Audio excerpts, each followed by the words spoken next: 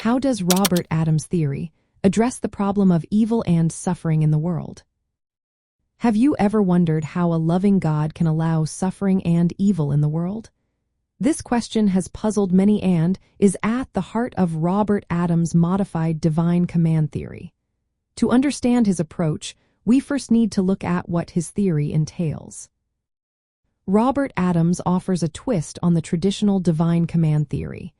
In the classic version, morality is based solely on God's commands. However, Adams adds an important condition: God must be loving. This means that an action is considered morally wrong if it contradicts the commands of a loving God. The problem of evil and suffering challenges the idea of a good and all-powerful God. It raises questions about how moral values are justified when faced with pain and injustice.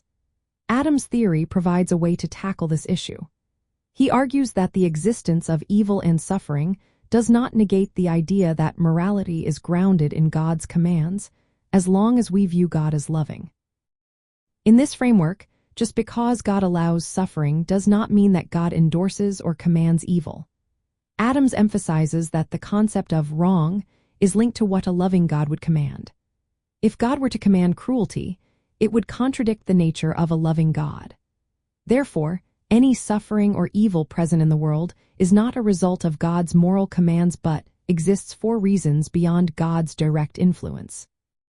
For those who accept Adams' modified divine command theory, the presence of evil and suffering does not imply that morality is arbitrary or that God is cruel.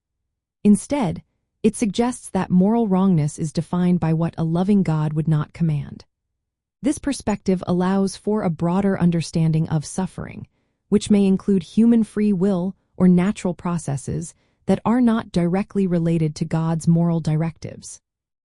Adams' approach helps believers maintain that morality is rooted in God's will while acknowledging the reality of suffering and evil in the world.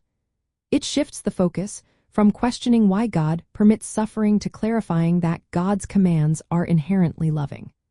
This understanding helps reconcile the existence of evil and suffering with the belief in a morally good God, all within the framework of Adams' theory.